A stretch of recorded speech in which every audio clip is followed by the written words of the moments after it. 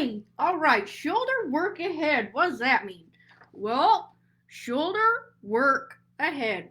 Remember yesterday I was talking about growth and how growth is great? Not when it's in your shoulder. So I had some work on that. Yeah. Remember a few weeks ago I told you I went to the dermatologist and then I said, hey, I don't want to tell you what I went for because then that's all you see. Well, that's where it was. So a little more on that in just a minute. But what I wanted to talk about today is this. What's today? Oh, Thursday. I can't remember what day it is anymore. I don't know. This week and month is flying by.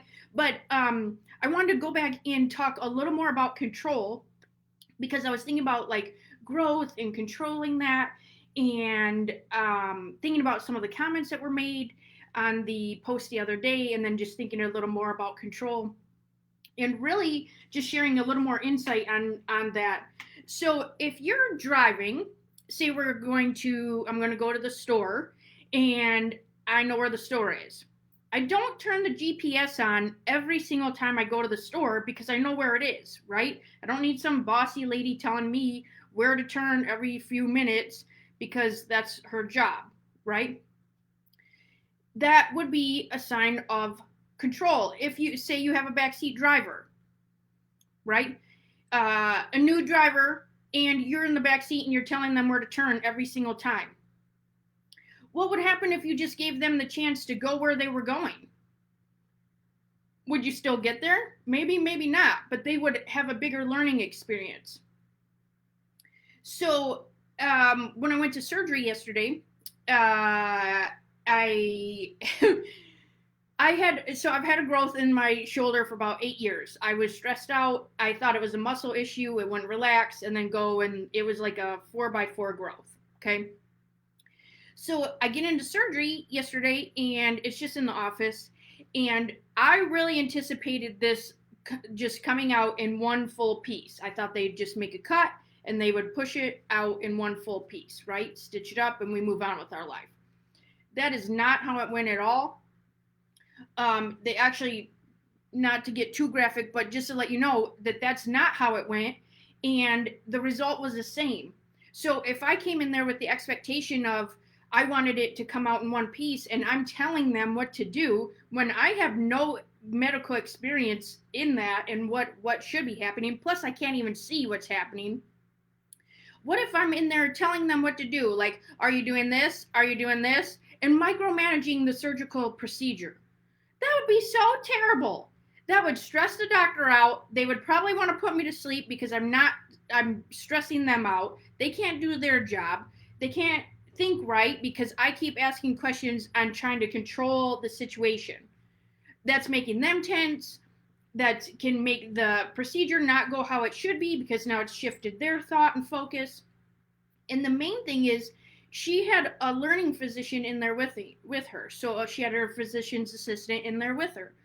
Now, if I had been asking all those questions and being sassy about the procedure, why isn't it coming out in one piece? What are you doing in there? Why does it feel like that? What's happening over here?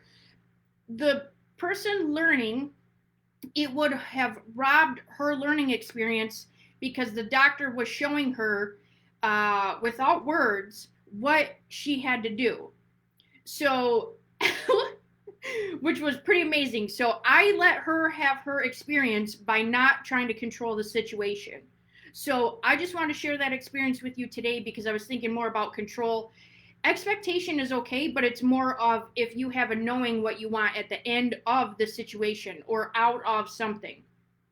You don't have to control. If you're trying to get from A to B, you don't need A1 through 156 to get to B. You just have to trust that B is going to happen for you.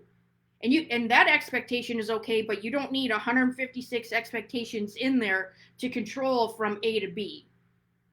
Because then you can actually change the result of B because you're trying to just squeeze onto A1 through 156, right? And what if B would be so much better if you didn't try to squeeze all those other little components of it? Have you ever had something amazing turn out and you're like, wow, that was so great? Yeah, because it was probably better than you ever expected because you didn't have control of it and you just let it happen. That's what I wanted to share today. That's my so much energy today. So, oh, and super side note too is, I don't know if you've ever noticed, but in most of the videos, I would always stand this way, and it was so you didn't see my, like, my situation over there. I was only, I feel like I could notice, but that's okay. I was going to come on and say I had too many booby rocks and it was starting to press on there. Never. That would be terrible. Okay, so put your booby rocks in. Stop trying to control everything in your life. Let things happen how they should and how it should play out. But still keep your dreams and goals right in front of you. Keep focused on that, okay? I hope you have an awesome day. Have a great, great day. And I hope it's filled with laughing and so much energy. I'll be back tomorrow with laughing meditation. I'm not sure what time, so keep an eye on the So Much Energy page, and I'll be back tomorrow. Okay, bye.